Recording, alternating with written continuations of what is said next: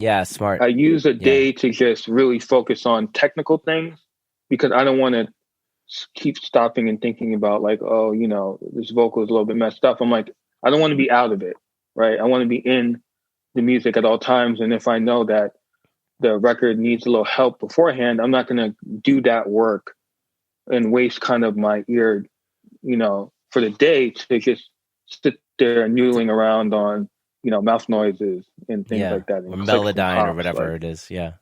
yeah, yeah. If you're gonna do it, just do the hard work the day before if you can. And if not, Yeah. you kind of razor focus. If I hear something, I get rid of it immediately. Like I don't wait. I don't put it aside. I deal with it right there and then I continue working on the rest of the stuff. Nice. Did you spend like an entire day just like prepping a session and then an entire day mixing it usually? Yeah, pretty much the whole day mixing it. But when I mean the whole day for prepping it, it might take me like a few hours. Yeah, yeah, yeah. But at But that it's point, another day. That's the yeah, it's important another thing. day. But at that point, I may start doing a little bit of EQ moves. I might do some high pass filtering on stuff and just kind of tidy up a little bit. I may start digging into the vocal sound that I want, or I might start doing a little bit of a basic mix, and then the next day I'll feel like I've got some kind of anchor down, and Yeah. then I'm just going on. How did it make me feel? And I just start attacking what's the most important elements of the song. Yeah. Vocals and drums and synths. All every song has a different focal point. They may be the same kind of three focal points in pop music, or whatever, but you kind of want to shift your focal points based on the record. So I'll listen to the record again, and then I won't listen to it again. I'll just work, and then when I'm done with my mix, then I'll start being what I did with the rough mix, and then that's the critical part where I'm dialing it, feel and sound. I'm like, okay, does it sound better? Yes.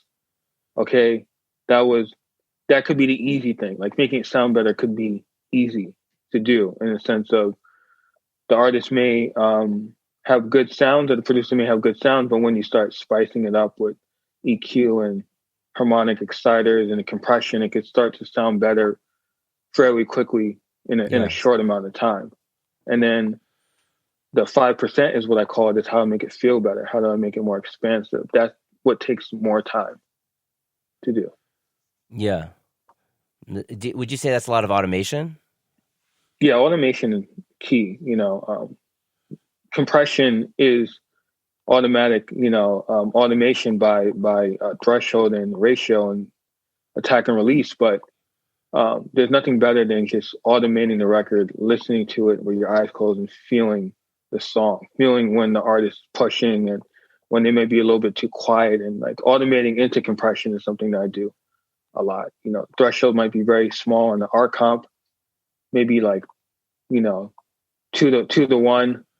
And then you kind of just pushing into it, and it's kind of gently giving you a nice sound. Yeah, it's So helping you control massaging. the vocal. Yeah, Yeah. massaging it and clip gain and things like that. That's how you get records to feel. They're not Music is not static.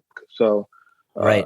when you start to automate, you're kind of putting the human touch on. Even strings. You can kind of slightly vibrato strings and guitar solos. You can kind of perform it via automation. Yeah, wow, that's cool. Now you're making me rethink my fader port here that I haven't used in years. I just Oh have it. man, that thing is always, yeah. Lead vocal always gets automated because I could hear when a record's not automated. I can hear when it's just like flattened. But Yeah, yeah, moving that fader is, I love the fader port. I have the same exact one, yeah. and I just ride the vocal with that, and I don't touch it up. So like I do my first pass, and then if I don't like it, I'll do another pass, and then I'll start That's old school. basically punching in the parts where I want to fix it up. So I won't be lazy and basically start using the pencil tool and redoing it. I'm like, no, I'm going to feel this again. I didn't like the way it felt. I'm going to ride that vocal part again. Wow, really cool, dude. Uh, yeah, no, I love that. It's making me think about a lot of things that I maybe don't do that. I mean, I don't do things that way. I do a lot of pencil tool, but maybe it's time to get back in the automation game, like for real. Yeah, yeah, you could feel the music. I mean, that's you're really in part with the music, and you can bring a lot of life to things that may not have a lot of life. With string parts or guitar parts and vocal parts. Harmonies are really good with this. This automation is huge. Especially towards the end of the record, and you're like, oh, I wish this part was just a little bit louder. Instead of just raising it two dB louder, when you're automating it, you could be changing that volume dramatically. It could be half a dB quieter here than a 3 dB louder there, and then you're constantly moving. It's not a static 1 decibel or 2 decibel increase throughout the record. Yeah. Yeah. Wow, that's really neat. Are you doing these like to buses often, or is it usually just like individual parts? It's individual parts. I may automate the bus if I feel like the strings or the guitars or synths are routing there, and I just want to do it to that. But I usually go individually and find out what needs automation and what can kind of stay a little more or less static. Yeah, yeah. Um, Awesome. Do you reference while you're mixing? Like do you like other songs, not just the rough mix? I just really listen to the rough, to be honest, because you can reference other records, but then it's kind of hard because you could say you want a different vocal sound, but that artist that you're referencing may not even be the same timbre, or the arrangement could be different, or you just like kind of how it sounds. And I do it. Yes, I do reference other songs, but very, very, very rarely. I kind of want to stay in the song's pocket.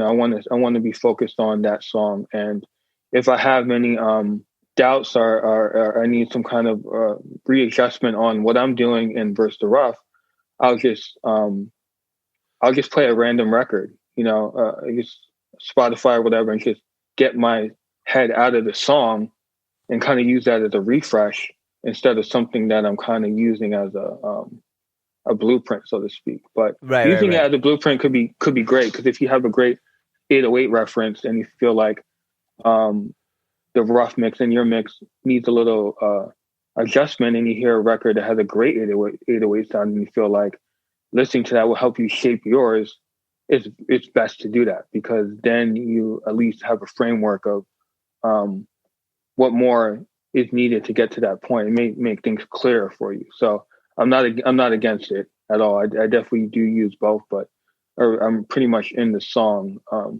rough mix and Yeah, things yeah. like that. Totally cool. What kind of monitors are you using? How are you monitoring? Yeah, I have Ocean Waves Pro 2As and I have Oratones. And I have this thing called the Tube Traps or Attack Wall. Bruce Swedien had it. It's basically acoustical treatment, and it's really great in raining in your room and setting things up. A lot of good mixers have it. Stuart White, a guest on my show, has it. Dave Kutch, master engineer, has it. This mixer, John Castelli, also has a Attack Wall. So Oh, yeah. you're basically uh, conditioning your room with these acoustic treatments, and it helps to get the room out of the room, so to speak. You got these all bouncing waves, and you got these comb filtering over the place. It helps clear muddy frequencies up a lot, so you have a lot of clarity in your monitoring situation. So monitors are more important than anything. I always tell people you can't even audition what you're doing if your monitor situation isn't up to par for you to Yeah. be objectively understanding what's there, because our whole job as mixers is to understand what's there in the first place. And you can't really have a situation where you don't understand what's going on. It's like a doctor; they have a stethoscope for a reason. Yeah. Like they need to be able to hear your heartbeat. So like, and then once you have good monitors, you feel a lot better about the choices that you're making. Because I remember when I had M audios, I was constantly fighting my mix. I didn't know what was going on. Yeah. I didn't know if it was good or bad. I was like, well, it's good, but it's not making me feel good. Why is this taking longer? Why do I feel like I'm fighting something? And the Yeah. invisible thing was the monitors. Monitors weren't good. So that's why I was having that internal battle about what was I doing. And the last thing for a mixer to be is to be have doubt. Um, Yeah. I feel like we're there to do our job, and we have to be confident in our means to do it. That doesn't mean there's not doubt in the way, in the process, but when you're doing it, at least you should have confidence in what you're hearing. Yeah. I've been learning this the hard way. My room has been like acoustically treated by a professional, and like it sounds like it's very balanced. And he's like, yeah, it sounds like super balanced with my cheap monitors. But I'm starting to realize that like I'm like always second guessing the mid range, and I've learned it recently it's because of the way the crossover works in 8-inch monitors. If it's only bi-powered, so whatever. Yeah, I'm like learning like and that's really important. Like that like 1K crossover spot or whatever it is like that's like the heart of the record, right? It's back in the middle of the mid range. So I'm saving up for some better monitors, and hopefully things will get better. But no, the mid range is where most of the music lives, and that's kind of where you can get harsh or where you can get exciting. It's where you could lose a lot of energy. The vocals in there, and all the main music components is in there. And but I do say for anyone who has monitors, if you like your monitors and you're doing good work, just stay on those monitors. I know there's monitor envy probably in the community where people have ATCs or Barefoots or Ocean Waves or whatever boutique key audios or whatever. It becomes a sort of a jealousy thing. People are like, oh, I wish I had better monitors or this or that. But if you're comfortable and you're making a living with the monitor that you have and you're doing good work, and also everyone hears different. There's people that like monitors and people that hate the same exact monitors. Both of their mixes are still great. So it's not a bullying thing like, one guy had this monitor and you feel inferior because he's got quote unquote better monitors. Your mix may sound great on those monitors, it's just about how it translates in other places, right? It doesn't matter. Yeah. It's all about how it translates, and translation is kind of weird because, I think musical intention is the translation that we're all looking for, right? When someone's like, oh, my mix doesn't sound good in the car. I'm like, well, your mix may not sound good in the car, but it definitely doesn't. You don't feel good in the car listening to it. But if you felt good listening to it, then you would feel like your mix is good. So the translation is about how does the record still make you feel the same way throughout the entire thing? Like, does my mix feel good on AirPods? Does my mix feel good in the car? Yeah. And if those things do check out the box, then I feel good. But I'm not one of those people that constantly run around and check everywhere, because they may give you different understandings of the record, but also you may be second guessing yourself even more. Then you run back and then you feel like you're going crazy because it's like working somewhere and not working on the other place. Yeah. So I mix on Ocean Waves. Yeah, I mean, we're going back to the feel thing, right? Like that's what it's about here, right? Like, and that's probably a big source of demoitis, right? Because the artist gets so attached to the rough because it feels good to them. So I don't know. And I have a theory about demoitis. I told a friend, demoitis, I think, is key because that's the artist's first time hearing the record completed, right?